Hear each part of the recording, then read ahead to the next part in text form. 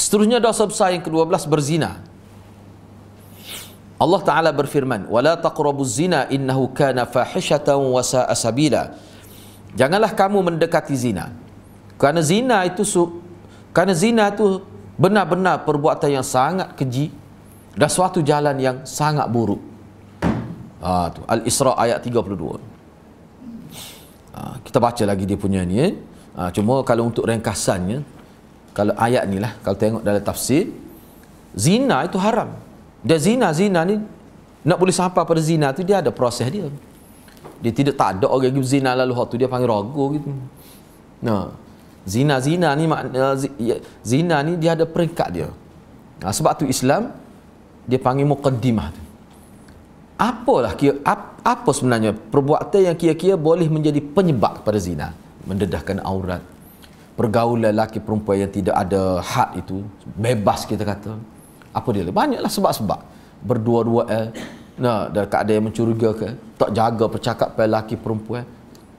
Semua tu berasas pada keikhlasan dalam beragama, semuanya. Tak jaga hal tu boleh membawa pada zina lah. Boleh membawa pada zina. Kalau kita perhati dalam ayat Quran, dalam hadis Nabi lah secara khusus, zina ni dia ada peringkat dia tidak sama. Antara zina hak paling teruk, zina tu teruk dah, hak paling teruk berzina dengan isteri jiran. Tu sebut. Sebab berzina dengan isteri jiran ni sangat teruk. Dosa dia lebih, mana di segi zina yang paling tinggi lah, beratnya. Tu. Baik, cuba kita tengoklah. Jadi maknanya serius agama. Bila Allah SWT mengharamkan zina, setiap perbuatan yang boleh membawa kepada zina juga haram. Sebab tu dia ada pula istilah zina mata. Sebelum pada zina kemaluan. Zina mata, zina telinga, zina lidah, banyaklah zina ni. Tu kan. وَالَّذِينَ لَا يَدُعُونَ مَعَ اللَّهِ إِلَهًا آخَرَ وَلَا يَقْتُلُونَ النَّفْسَ الَّتِي حَرَّمَ اللَّهُ إِلَّا بِالْحَقِّ وَلَا يَزْنُونَ وَمَنْ يَفْعَلْ ذَلِكَ يَلْقَ أَثَامًا. Dan orang-orang yang tidak mempersekutukan Allah dengan sembahan yang lain dan tidak membunuh orang yang diharamkan Allah kecuali dengan alasan yang benar dan tidak melakukan zina. Sebaliknya, sesiapa yang melakukan perkara itu, nescaya dia akan mendapat hukuman yang sangat berat. Kalau buat hal tadi, salah satunya zina. Allah Ta'ala berfirman lagi, "Az-zaniyatu waz-zani fajlidu kulla wahidin minhuma mi'ata jaldah wa la ta'khudhukum bihima ra'fah." Penzina perempuan dan penzina lelaki, deralah, yakni rotanlah mereka, setiap mereka, lelaki dan perempuan itu, 100 rotan. Jangan timbul rasa kasihan semasa melaksanakan hukum ini. Jangan rasa kesian pula. Jangan. Itu di segi hukum hak kita panggil hudud lah. Kalau sabit kes itu. Ini untuk zina yang tidak muhsan. Kalau zina muhsan, rejam sampai mati. Perkara ini pun manusia tak boleh terima hukum rejam. Nak buat tali. Sebab apa? Sebab Islam tidak berdaulat. Hak tu Islam berdaulat betul baru boleh buat.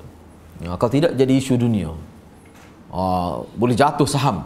Macam-macam lah. Tu kan. Allah Ta'ala berfirman lagi, "Az-zani la yankihu illa zaniyatan aw musyrikatan waz-zaniyatu la yankihuha illa zanin aw musyrik wa hurrima dhalika 'alal mu'minin." Penzina laki-laki tidak boleh menikah, yakni tidak boleh berkahwin kecuali dengan penzina perempuan atau dengan perempuan musyrik, atau penzina perempuan tidak boleh berkahwin kecuali dengan penzina laki-laki atau dengan lelaki musyrik, dan yang demikian itu diharamkan bagi orang-orang yang beriman. Apa maksudnya? Hak ni sebenarnya saya ada buat artikel ni kita bahas hak ni dari surah An-Nur ayat 3 ni. Apa maksud? Maknanya penzina laki-laki, lelaki yang berzina dia tidak boleh berkahwin kecuali dengan penzina perempuan juga. Taklih ni taklih yang macam mana? Apakah kalau seorang penzina lelaki dia berkahwin dengan perempuan yang tidak zina, apakah tidak sah perkahwinan? Ataupun penzina perempuan bila dia berkahwin dengan lelaki yang tidak berzina, apakah tidak sah? Ulama tidak kata gitu, sah. Dia kata apa maksud ayat ni? Tak ada. Memang ada juga ulama tapi pendapat tu terpencil. Ulama kata tidak. Setengah ulama kata hak ni peringkat awal dulu. Tak boleh. Tapi umumnya jumhur ulama kata tidak sah. Dia ada maksud lain ni. Tak apalah, kita tengok lagi. Atau dengan perempuan musyrik. Yakni mana tidak boleh lelaki yang beriman tidak boleh berkahwin dengan perempuan musyrik. Sebab dulu satu ketikanya boleh, mereka awal. Dan pezina perempuan tidak boleh berkahwin. Wazaniyah la yankiha. Kena ubah ni terjemah dia ni. Dan penzina perempuan tidak akan dikahwini kecuali oleh zanin, penzina penzina lelaki atau dengan laki-laki musyrik. Tak boleh juga. Mana penzina perempuan tidak boleh dikahwini, tidak akan mengahwininya kecuali penzina juga ataupun orang musyrik. Dan yang demikian itu diharamkan bagi orang. Dia ringkasnya begini. Ni sebenarnya nak ayatnya bukan di nak ayat hukum tidak boleh sebenarnya. Tidak boleh di sini bukan nak ayat tidak boleh, tapi nak ayatnya nak ayat kesal daripada zina tu. Mengikut ulama. Ni saya baca 3-4 kali kenyataan ulama tu, takut silap faham. Akhir sekalinya kita jelaslah maksud dia begini. Makna bila seorang perempuan berzina, memang dia ni sebenarnya hakikat dari segi hukumnya, oleh kerana berat sangat perbuatan sehingga dikatakan dia ni tidak layak sebenarnya untuk berkahwin dengan lelaki yang baik. Tidak layak. Begitu juga lelaki penzina, seolah dia tidak layak sebenarnya nak berkahwin dengan perempuan yang baik. Maknanya puak-puak ni dia kena nikah sama dia. Naknya berat sangat hukum zina ni. Tapi semua ulama, boleh jumhur ulama kata kalau dia nikah pun sah, memang sah. Baik, hak ni ulama kaitkan. Ulama kata ni maknanya kalau dia tidak bertaubat. Kalau dia bertaubat, dalam mazhab Syafi'i sebut kalau dia bertaubat, seorang penzina perempuan, dia bertaubat dan dia bukti ke taubat dia. Sebab tu setengah ulama kata dia tak, bila dia zina, dia tak boleh kahwin selalu dengan orang lain. Dia kena buktikan dia benar-benar berubah, baru dia boleh. Ramai juga ulama kata begitu. Katakanlah dia berzina hari ni, lepas tu dia bertaubat esok, dah kena beri masa setahun ke, berubah dulu. Pastikan dia berubah dulu. Maknanya sebab berat sangat. Bila dia berubah boleh. Adakah berlaku kes di Kelantan kita? Saya tak pastilah perempuan ni. Rasanya yang disebut oleh saya itu bukan orang Kelantan. Dia dulu bukan penzina biasa, bos dia. Macam pelacur dah lah. Cuma bila dia meningkat umur sampai 20 tu, katanya dia menyesal. Dia pergi. Dia menyesal tu dia lari, dia pergi belajar di pondok. Pondok di Kelantan kita. Lama dia duduk pondok. Menyesal sungguh ni. Takdir Tuhan nikah dengan ustaz. Boleh anak 5 orang. Dan Allah uji dia, terdedah sejarah dia kepada suami dia. 2 bulan rasanya suami dia tinggal dia. Suami dia macam tak boleh nak terima lah.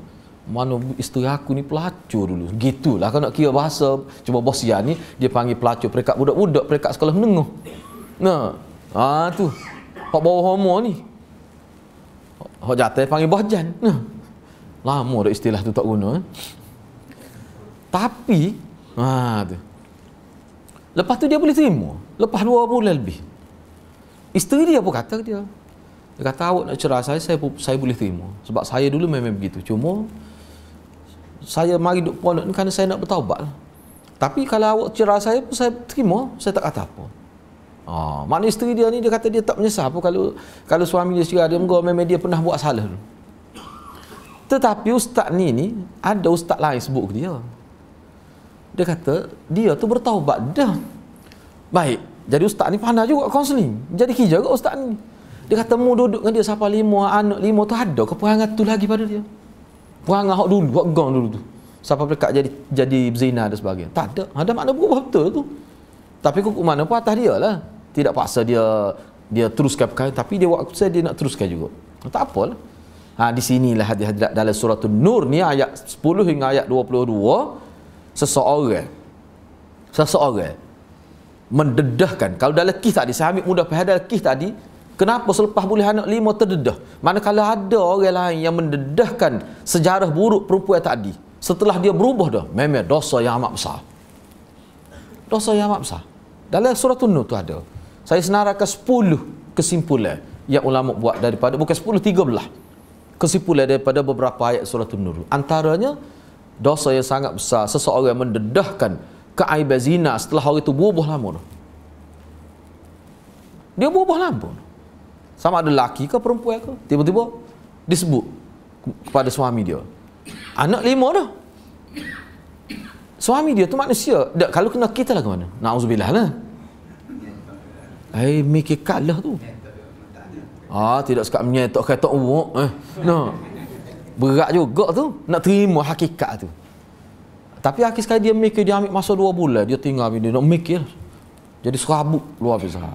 Tapi Allah SWT bagi ketenangan kepada dia, boleh kekal. Bahkan dia kata, itulah, dia fikir. Isteri dia yakin isteri dia berubah sungguh. Sebab dalam tempoh tu tak ada nampak dah perangai-perangai gitu. Tu. Bahkan pakai nikah ni sebenarnya. Disebut pada saya lah. Saya pun tak kenal, dia cerita pada saya. Ustaz lah dia cerita tu. Dia tanya saya lagu mana? Saya kata tak apa, molek. Bagus. Tinggi lah tu. Email suami dia tu. Payahlah dia tak. Kita minta berlindung lah daripada Allah uji kita begitu. Tapi kalau kena buat berakal lah nak terima sekali turun tu. Tak makan sup keting nak boleh terima tu. Payah kat lah tu. Tu bila uji, tu berat. Tu maksud dia nya. Baik. Tak kira lah lelaki ke perempuan. Kalau dia berkahwin dengan sama-sama zina, situ kira-kiranya tak boleh nak kata muka aku, muka perangai serupa. Tu. Masalahnya, katakanlah kalau perempuan tadi lepas dia kahwin, sebesar ni tahukih dia bukan menghadapi suami dia, dia menghadapi mertua dia, dia menghadapi keluarga mertua dia, keluarga dia pun jadi malu. Kesal hak tu masuk Quran itu sebenarnya tak layak. Tetapi kukuk mana ulama buat kesimpulan daripada hadis-hadis lain, orang bunuh orang 100 orang pun Allah terima taubat. Ulama campur semua tu, maknanya hak nikah yang tidak bertaubat lah. Mana kalau bertaubat memang Tuhan terima kukuk mana usul ayat lah. Dan dia pun tidak menghalalkan zina. Kalau dia kata zina halal, kafir lah dia nya. Ada sudut tu, tak layak tu. Itu maksud dia. Hak tak boleh nikah dengan orang musyrikin tu hal lain. Hak tu hukum sebelum tu dibenarkan. Selepas tu tak boleh dah. Dengan alasan mudah perempuan tak boleh nikah dengan lelaki musyrik. Apa kukuk dia pun jadi murtad pula selepas pada tu. Itu jelas kita mudah faham tu. Hak zina tak boleh lagu mana. Lepas tu dalam kitab tu sebut Syekh Wahbah Zuhaili pun sebut, dia ulah lah, dia kata kesal dia berat zina ni. Kalau lelaki dia, kalau suami dia seperti yang kata setelah boleh anak 5, ada kesal lagi kepada jiwa tu. Sebab dia tak ada lah. Dia ginilah mudah minta maaf lah kita sebut, tak biarlah. Kalau kita perhati kedudukan kemaluan manusia berduduk tempat yang paling tersusuk, isyarat kepada perkara tu perkara yang aib luar biasa. Kalau mengikut ulama. Bukan duduk betih kemaluan ni. Duduk kedudukan dia secara fizikal, ulama kata duduk pun tepatnya kira-kiranya payah nampak dia tu. Maknanya ayatnya hak tu bukan main-main. Dia ada falsafah tu. Tu. Dan bila seorang tu nak melakukan hubungan pun keadaan macam mana dia? Dengan keadaan fizikal dia, posisi dia. Nak ayatnya benda tu payah, tiba-tiba buat juga. Maknanya berat benar. Dan kesal dia payah. Kalau katakanlah. Memang ada pun kisah sebenarnya ada, saya tahu ada ni. Bila nikah beberapa hari, kita nak sebut kerana dia tak tergamuk tak. Suami dia syok. Isteri dia ni, ya Allah, kan anak dara. Padahal kita kata dara ni boleh hilang melalui aktiviti sokan pun boleh hilang. Tapi dia syok. Dia syok tu dia ambil tahu, dia tak tanya. Isteri dia mengaku dia pernah terlanjur sekali bukan 27 kali, sekali sekali cerah dia. Tu kesal dia. Tak tanya dah mu taubat sungguh dah, tak ada nak mikir dah tu kesal dia. Tu ayat berat tu. Lepas tu zina ni dia lebih tumpu pada perempuan sebab dia yang nyatanya kesal tu. Laki tak ada apa. Istilah dara tu, teruna dia tak ada jenis lapuk teruna. Ya betul tu. Tu jadi tak gamuk nak kejek tu. Dalam kitab tu dia sebut gitulah. Mana perempuan lebih menanggung malu beban itu. Laki relax duk kawal punggung gitu dia ni. Tak ada apa kesal dia. Perempuan tu berat. Bahkan orang kalau katakanlah di segi psikologi, kalau laki tu berzina, orang tak terima, orang boleh terima. Tapi kalau perempuan berat nak terima. Tanya diri kita sedikit, kita mikir. Saya sebut ni bukan apa. Siapa mak tak ngaku ni pernah lah ni tahun bila? Tahun lepas ke tahun 2 tahun lepas. saya sudah kuliah di mana ayat kizina ni. Berlaku di Kelantan, satu college di Kelantan, malah sebutlah college mananya. Sudah kuliah tu seorang ayah mari jumpa saya, nak kecek, tapi tak sekecek atas masjid, nak kecek di luar, tepi pagar masjid Telipuk. Saya kata nikih ke apa dia pula lagu ni. Dia pun kata, ustaz, anak saya ni ngandung 2 bulan gitulah sebut. Keluarga saya tak pernah berzina, tak ada pernah ni kena Allah uji anak dia, duk ngaji di college lah, college swasta. Saya kata, apa masalahnya? Kata cari lelaki tu lah, kahwinkanlah dia dalam tempoh tu, boleh nikah lah. Moga baru tu boleh kena nikah tu amalnya. Dia kata dia tanya Datuk Peti Datuk I tu, dia kata gitu juga, so nikah. Bukan isu nikah, dia kata isunya bini dia tak ngaku anak tu, bini dia tak sekelih anak dia, hamba anak dia. Kena buat macam mana? Jadi mintanya dia jelas dah tu suruhan lelaki masalah bini dia nak suruh saya counselling. Kata berat kata penyakit ni. Dia tak boleh lah kata gini, kata kena cari orang lain bak counselling ni, hamba tak biasa barang gini. Hamba tu biar counselling makan napa tak ada pasal kita dak. Memang gigi tu sungguh hati tak. Nak kecek pun tak boleh. Dia kesal. Tu maksud kesal tu. Mak dia kata tidak anak aku tu. Kata sabar kak, sabar ni ujian Tuhan. Dok. Tak situbik tak kata, dok tak kata. Kata berat, ni kesal dia. Sebab dia duduk sebut tu lah. Tak ada keturunan dia jenis berzina gini. Kesal dia. Berat tu. Tak ngaku anak. Kita tengok pun Melayu macam, pun histeria mak dia tu. Kita tahu bahaya ni, nak turun, maka mak dia pun nampak kasar kat leher juga tu. Tu nak ayat kesal. Saya kata tak apalah. Ambil masa bertenang, biarlah. Saya pun nasihat pada suami dia, anak degil tak tepat mana-mana, rumah keluarga mana-mana pun. Jangan awak tak ngaku anak, gitu bahaya. Kesal dia lebih berat. Muka budak ni pun umur berapa baru ni? Tak silap umur 21 gitu baru anak dia. Jangan tu buat gitu jadi masalah lain. Kata kena kahwin kan? Dah lepas kah dia kalau mengandung ni dia tahap tertentu boleh nikah lagi. Tu. Lepas tu masalah anak tu lagu mana tu picah semula. Tu kena picah semula. Gitu dah punya siapa tahap tu dia kena mikir gitu. Sebab tu dalam Islam ni la taqrabu zina, sebelum berlaku tu dia kena jaga awal. Sebab tu dia bermula daripada rumah tangga ketika kecil, pakaian pun kena jelas dah lagu mana hak tina, lagu mana hak jatuh, bilik tidur pun kena jelas dah lagu mana, hubungan tu kena jaga, waktu tubik, waktu malam pun semua ada berlaku dalam hadis. Proses penjagaan anak perempuan. Ditambah perumahan tempat saya duduk tu persatuan perumahan tu, dia buat ketetapan anak laki ko, anak perempuan ko start pukul 10 dah tak boleh tubik rumah. Sebab teruk sangat. Tubik rumah kita boleh tangkap. Buat gitu. Tak ada. Malam pukul 10 pun malaikat lalu. Tak ada orang. Hak tua-tua, lelah. Hak budak-budak tak boleh tubik dah. Tu baru jalan. Kena terpaksa buat gitu. Dah bahaya ke? Bahaya ke? Kadang-kadang saya klik dulu saya balik daripada Telipuk tu, flight saya nya pukul 11 lebih. Pukul 10 lebih, pukul 11 lebih sampai di Soban. Balik daripada Soban nak sampai Allah hak tina je. Bukan sekat itu belum memotu. Mama tina. Kata lagu mana kata lagu ni? Bukan 100, 200-300 orang kan? Tapi ada. Kita bawa kereta selalu dah. Pokok dia mikir juga kita. Orang Islam belakang tu, orang Melayu belakang. Tak nampak berbangsa lain. Tu. Jadi itulah masalahnya. Itu maksud ayat ni sebenarnya. Ayat ni kesan dia tu berat sangat. Lepas tu dalam kitab tu sebut lagi. Ayat ni kesan dia. Baik. Bila masyarakat tahu ke dok, anak dia berzina ke dok, keturunan dia orang tak siwak bakar lagi. Berat kesan. Tapi hak lelaki tak nampak mana. Perempuan walaupun kakak dia molek pun tak sah keluarga tu tak sah. Cuba bayangkan. Sebab tu ada kes berlaku perempuan berzina ni, ayah dia suruh dia pergi duduk di Johor tu, tak suruh duduk kapung. Sebab apa? Malu.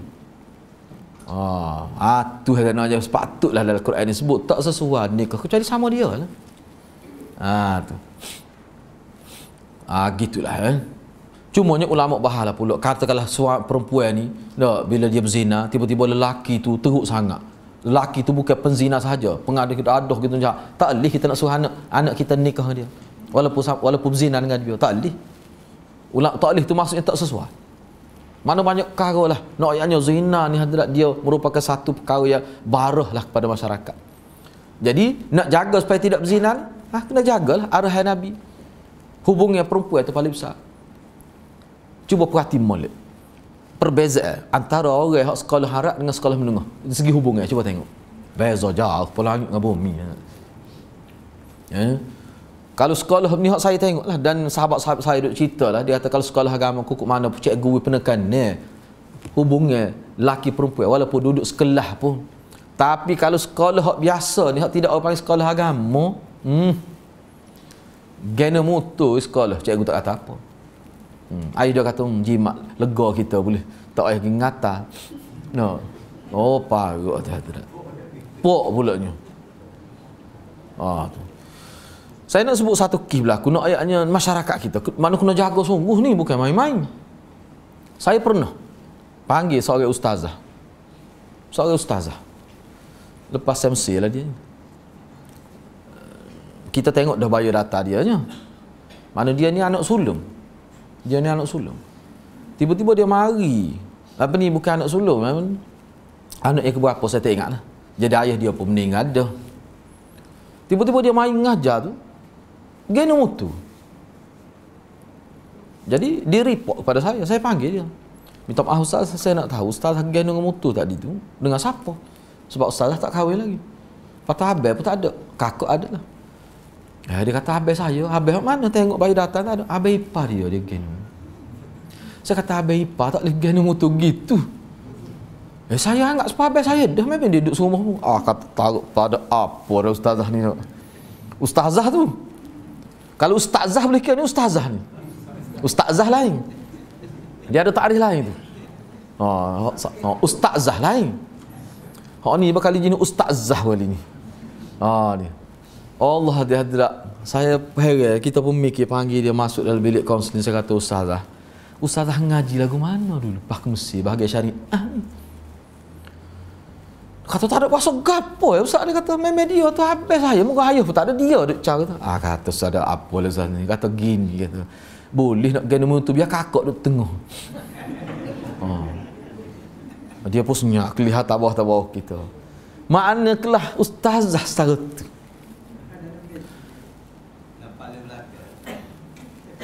Tak cakap lepas. Nak ayatnya saya terkejut yang kita. Ada lagi ustazah tak tahu tu. Berat tu. Mak dia pun tak kata apa. Kakak dia pun tak kata apa. Bahkan dia rasa waktu dia bagi dianya, habis dia membantu dia. Dalam pemikiran. Setahu tu nak masyarakat kita. Berat tak? Hak ni kalau kapung biasa. Duduk serumah. Dengan abang ipar tak tutup orang ustazah tu. Biasa. Ni masalah. Semua ni sebenarnya termasuk dalam muqaddimah pada zina. Yang perlu kita jaga. Jangan main-main perkara ni. Baik, Nabi SAW pernah ditanya. Nabi pernah ditanya, Ayyudz dzambi a'zam? Qala an taj'ala lillahi niddan wa huwa khalaqak. Qala thumma ayyun? Qala an taqtula waladaka khasyata an yat'ama ma'ak. Qala thumma ayyun? Qala an tuzaniya halilata jarik. Nabi pernah ditanya, sahabat tanya, Ayyudz dzambi a'zam? Dosa besar, dosa apakah yang paling besar? Dosa besar ni banyak, hak paling besar. Dosa besar ni banyak. Daripada banyak-banyak dosa besar, manakah yang paling besar? Antara yang paling besar. Maka Nabi pun kata, Nabi pun jawab, engkau syirik kepada Allah. Sedangkan dia tahu dah Allah menjadikan dia boleh syirik lagi pada Allah. Bukan maknanya orang cerdik, bukan orang jahil, bukan orang bodoh, orang cerdik. Maknanya orang cerdik, dia tahu tapi buat apa syirik juga. Ni berat. Niddan. Syirik lah maksudnya. Kemudian yang bertanya tu tanya lagi, kemudian dosa mana lagi yang paling besar? Nabi jawab pula, Nabi kata, bunuh anak kerana bimbangkan kefakiran, kemiskinan. Bunuh anak kamu takut tak ada rezeki Tuhan. Tu berat juga tu. Hak ni setengah ulama kata jadi kafir dia tu. Dia tolak dah takdir tu. Ada ulama, siapa ulama kata begitu. Yang bertanya tanya lagi, kemudian dosa apa lagi? Nabi SAW jawab, engkau berzina, seseorang engkau berzina dengan isteri jiran. Hak tu paling besar. Zina tu sendiri besar dah dengan isteri jiran. Sebab apa? Kita boleh fikir sendiri tu. Jiran kita hak paling dekat, hak dekat. Dia tengok anak hari suami dia pun tengok kita. Suami dia pun tengok isteri kita. Kita pun tengok dia. dia pun tengok isteri kita. Sedangkan jiran-jiran ni kira-kiranya dia lah penyelamat pada jiran lain kalau berlaku apa-apa. Nak ayat kedudukan jiran dalam agama, tiba-tiba dia berzina, berat benar tu. Dia boleh merosakkan keluarga tu, dia boleh nama teruk benar lah. Banyak pandangan Nabi, pandangan Islam ni, berzina dengan isteri jiran. Nah, Syiah tahu hadis ni. Sebab tu Syiah bila dia nak tuduh Aisyah berzina, dia tuduh Aisyah berzina dengan Talhah bin Ubaidillah. Sebab apa? Sebab Talhah ni jiran Nabi dalam syurga. Dia tahu Syiah tu main. Ingat bodoh ke Syiah ni? Dia bukan tuduh dengan orang lain. Dia tuduh. Dalam kitab dia 110 jilid, dia kata Aisyah berzina dengan Talhah. Sebab Talhah ni Nabi kata, hadza jari fil jannah. Ini jiran aku dalam syurga. Dia tahu Nabi kata orang berzina dengan isteri jiran lebih teruk. Dia nak gambarnya Talhah ni teruk, Aisyah ni teruk, berzina dengan jiran. Siapa begitu cara Syiah ni? Bukan main. Ni nak ayatnya berat lah. Kita boleh fikir sendiri tu. Jelek kenapa dah berzina dengan isteri. Boleh fikir sendiri tu. Walaupun kadang-kadang ayat tu tak erti. Tapi kita memikir, memang teruk sungguh orang berzina dengan isteri jiran. Kalau saya nak sebut gini, mudah. Dari kitab dia adalah. Maknanya isteri jiran kita, isteri jiran kita tu, dia baik dengan isteri kita, mesti dah muka jiran. Kadang-kadang anak kita pun letak rumah dia, nak pergi suruh dia tengok rumah kita kalau balik kampung musim raya. Nak ayatnya, tu harapan jiran tu. Boleh ada dia sepadik-beradik dengan bini kita, baiknya. Tiba-tiba boleh berzina. Allah, bodoh molek banget tu. Adik-beradik duduk jauh. Nak yang jiran dalam pandang agama. Tiba-tiba berzina. Kita mana kalau kita tengok pun mana budi agama ni dia ambil kira. Teruk sungguh. Kemudian Nabi SAW bersabda, la yazni zani hina yazni wa huwa mu'min, wa la yasriku sariku hina yasriku wa huwa mu'min, wa la yashrabul khamra hina yashrabuha wa huwa mu'min. Tidak ada seorang yang berzina, tidak ada seorang pezina yang berzina saat atau ketika dia berzina sedangkan ia dalam keadaan beriman. Maknanya orang yang berzina ketika dia berzina tu sebenarnya dia tidak beriman. Sini kita bahas dah, di teliput ni kita bahas dah hadis ni. Kita baca dulu. Baik. Dan tidak ada orang yang mencuri ketika dia mencuri dia beriman. Ketika mencuri tu dia tidak beriman. Dua. Yang ketiga, begitu juga orang yang minum arak ketika dia minum arak tu dia tidak beriman. Apa maksudnya? Apakah makna dia masa dia berzina tu dia kafir? Memang ada sungguh ulama faham begitu. Maknanya seseorang ketika dia melakukan zina, saat tu ketika melakukan, bukan ketika siap tu. Ketika tu dia tidak beriman. Sebab tu ada setengah ulama tapi pendapat ni tidak kuat lah. Mana kalau dia mati ketika dia melakukan zina tu, ada ulama kata kafir dia. Sebab hadis ni. Jadi kita ambil pendapat ramai lah jumhur ulama. Maksud dianya bukan makna kafir seolah-olah seperti orang tidak beriman. Kalau orang beriman sungguh dia tak buat barang gitu. Pada waktu buat tu, boleh ada bila selepas buat tu, menyesal lah. Baru ingat. Masa curi tu tak ingat. Jadi seolah-olah sifat tu bukan seporang Islam. Tu nak ayatnya beratnya. Bukan jadi kafir sungguh. Itu pendapat jumhur ulama. Nak ayatnya beratnya perbuatan ni. Tapi ketika tak ada Nabi sebut untuk orang mengumpat lagu ni. Seorang yang mengumpat ketika dia mengumpat tidak beriman dia. Tak ada Nabi sebut gitu. Tak ada. Jangan kita kiyah tak terkalu. Dah ni boleh apa-apa tu pun kita ejah jugaklah. Geredah kuat mengumpat dah ni. Kita ejah tu. Buat jadi gini juga. Tak boleh jangan buat gitu. Hak ni ulama ni lah nak ayatnya atas dasar zina tu berat dah. Curi tu berat juga. Minum arak berat juga. Tu Jadi ulama sebut ni hak jumhur lah. Makna ketika dia berzina tu tak ada sifat orang Islam, orang beriman. Tu tak ada sifat. Tak ada sifat. Bukan bermakna dia tu tidak orang Islam. Sifat tu tak ada. Kadang-kadang orang kafir dia tidak beriman. Sifat orang Islam ada pada dia, tapi tak jadi Islam dengan sifat semata-mata. Ni orang Islam tapi sifat Islam tu tidak ada. Orang Islam lagi. Ni budak pada kata Islam kapal selam tu lebih banyak tenggelam daripada timbul. Pandai juga budak-budak ni. Boleh tupai jari-jari budak-budak kecek. Jenis gitulah. Tu maksud dia nya. Ni ayatnya berat. Semua ni nas-nas yang disebut oleh Nabi semuanya nak menyatakan sebagai satu pernyataan betapa beratnya perbuatan ni. Itulah. Kemudian Nabi SAW bersabda lagi, "Idza zana al-'abdu kharaja minhu al-iman fa kana 'alaihi kazzullah fa idza aqla'a raja'a ilaihi al-iman." Ni berat lagi ni, Bukhari Muslim ni. Apabila seseorang hamba, yang ni seseorang hamba tu makna hamba tu hamba Allah, bukan hamba abdi. Kita ni semua ni hamba lah ni.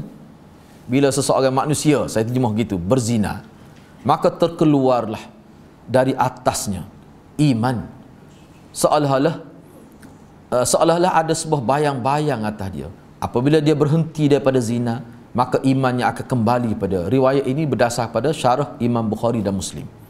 Baik, syarat ni dia gini maksud dia. Hadis ni sebenarnya memang pun ada ulama faham bila seorang itu sedang melakukan zina, maka pada waktu tu tercabut iman. Kafir dia masa tu. Tetapi bila dia selesai melakukan zina tu, iman tu masuk semula. Naknya kalau dia mati masa tu, ada yang kata mati dia kata tidak Islam. Tetapi jumhur ulama kata sebab tak adil lah. Maksud cabut iman tu cabut sifat iman. Bukan cabut iman. Kalau cabut iman tak ada iman, kafir sungguh orang tu. Enggak bila kafir nak mari tu kena taubat baru dia mari pula. Itu asasnya. Jadi makna seperti bayar lah dia gini, bayar kan. Bayar kita tu kita lah. Dah kita di sini bayar kita tu kita dah tu. Sebab tu dia tubik sepuluh kita. Kalau bayar kita tubik sepuluh lembu, pelik kali lah. Mana bayar kita lah tu. Baik. Hak ni pun kazilah seperti bayar. Maknanya seolah-olah ke bayar kita, ke duduk dekat kita tu. Maknanya seolah Nabi nak ayat bila seorang tu melakukan zina, na'uzubillah, seolah cabut iman, tapi tak pergi jauh, duduk dekat sepuluh bayar dia lah. Bila akhlak ni makna bila dia tidak melakukan zina, masuk semula. Nak ayatnya walaupun tak kafir pun setara tu dah kedudukannya. Berat lah. Berat. Tapi kalau dia kata halal zina tu kafir lalu dah lah. Tak ada bayar-bayar, cabut terus. Itu maksud dia. Kemudian Nabi sebut lagi, ni nak ayat berat ni. Tapi kita pakai pendapat jumhur lah, makna tidak jadi kafir. Tapi berat. Mana seseorang yang tak ada nilai. Man zana aw syaribal khamra naza'allahu minhul iman kama yakhla'al insan al-qamisa min ra'sih. Sanad jayyid. Sesiapa yang berzina atau minum arak, maka Allah mencabut imannya sebagaimana seseorang yang melepaskan baju melalui badan. Ni sebab tu ulama kata memang kafir lah. Tapi ulama kata tak cabut sebab tak sesuai dengan iman ketika dia buat tu. Lepas tu masuk semula tu makna cabut ketika tu. Lepas tu masuk semula nak ayat berat. Ni dia panggil majas, bukan hakikat. Sebab kalau cabut sungguh tak ada langsung jadi kafir itu. Nak ayatnya berat. Tu jumhur ulama kata. Walaupun setengah ulama zahiri dia kata tak, memang kafir. Masa tu maknanya kalau dia mati masa tu duk tengah berzina mati. Memang mati dekat ada tidak Islam. Zahir hadis ni Nabi SAW bersabda lagi, "Thalathatun la yukallimuhumullahu yaumal qiyamah wa la yuzakkihim wa la yanzuru ilaihim wa lahum adzabun alim, syaikhun zainin wa malikun kadzabun wa ailum mustakbirun." Ada tiga golongan manusia, ni hadis riwayat Muslim. Ada tiga golongan manusia yang Allah tidak akan bercakap dengan mereka di hari kiamat. Ni Allah tidak bercakap ni tu tidak serupa dengan orang lain. Tiap cakap kita jangan kena faham molek. Mana tak dapat rahmat Tuhan lah. Maknanya nak masuk surga tu payah lah. Gapo dia tu? Allah tidak akan bercakap dengan dia. Allah tidak akan bersihkan dosa-dosa dia. Allah tidak akan perhatikan dia. Mereka semua akan mendapat azab yang sangat pedih. Siapa mereka? Tiga golongan. Yang pertama orang tua hak berzina. Tak ada yang tua. Hak muda berzina, iyalah. Tua bangkor. Berzina lagi. Ingat ada 1 tahun tu kan? Umur 80. Malah sebutlah negeri mana. Sebab kalau sebut negeri kan marah pula. Negeri Patah Timur. Tidak Kelantan kita. Tak ada apa. Dua tu tak ada tu dah. Ikut nak faham mana pun. Masuk akhbar ni. Datuk umur 80 ragu cucu dia ni. Ingat tak? Satu ketika dulu. Ingat tak? Ingat tak soyak negeri mana marah demo kita terkejut tu. Patut Nabi sebut. Padahal kita kata setua tu nak habis gedah tu. Mana kelakar tong tu ingat tu. Tapi berzina lagi. Pula cucu pula tu. Tu Nabi sebut. Jadi kita nampaklah Nabi sebut ni. Orang akan pandai hina lebih pada orang lain. Tak boleh harap ketemu. Paling hina lah, teruk nak. Tentu dah dia kena azab, tapi nak ayatnya Allah tambah lagi. Allah tak kecek dengan dia. Tak akan bersihkan dosa dia. Orang tua yang berzina. Berat tu. Raja yang berdusta, pemimpin, kecek pelawak. Malik ni raja makna pemimpin. Bukan raja ni raja yang memerintah. Maksud Malik sini bukan raja sebagai lambang saja, tidak. Raja yang memerintah. Maknanya dia ni bukan raja berpelbagai, makna pemerintah maksud Malik ini. Sebab kalau dulu bila sebut raja merintah. Tapi nya pelawak. Itulah.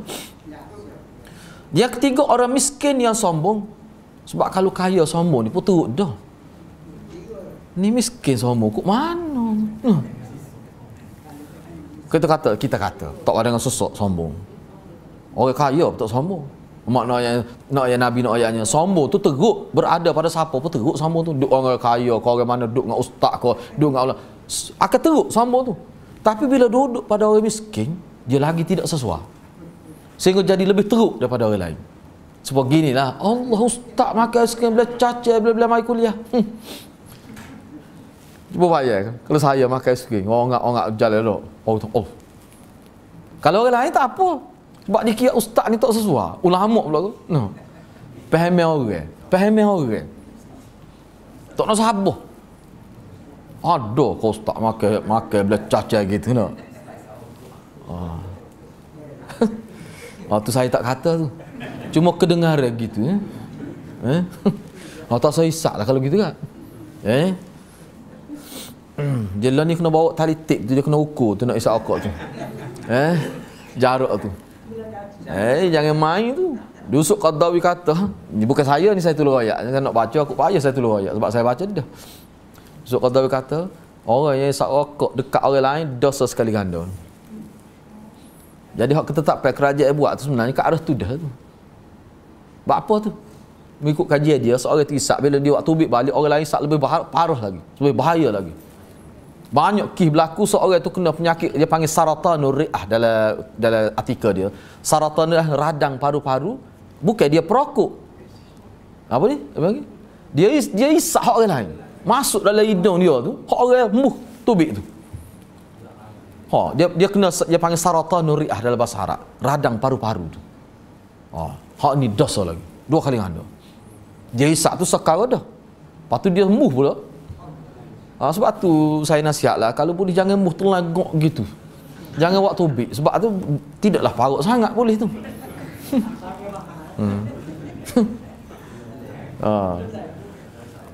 Kalau Ustaz Zahir dulu kata jangan cucuh, isap jogok, jangan cucuh. Isap ham-tam-tah gitu. Jangan cucuh, jangan cucuh lah. Pakai isap 2 putong tak apa dia tu. Lepas tu tahan lama tak bazir. Dan minggu tak apa lagi rasa tu. Tu.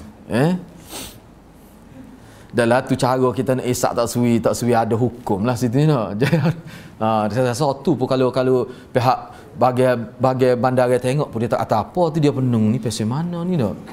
Saya rasa dia pun tidak akan cah sebagai salah tu. Dia ada kan dia panggil go tu dia tu. Dia panggil tu. Hak tak suwi kena mulut tu. Puting dia lah termasuk kan. Dia tidak cemar lah go tu. Tak suwi isak lah. Jangan cucu. Saya rasa kalau pihak kesihatan tengok pun dia tak kata apa tu. Dia pun mungkin mari idea lain pula. Lagu ni cara dia supaya tidak jadi bahaya.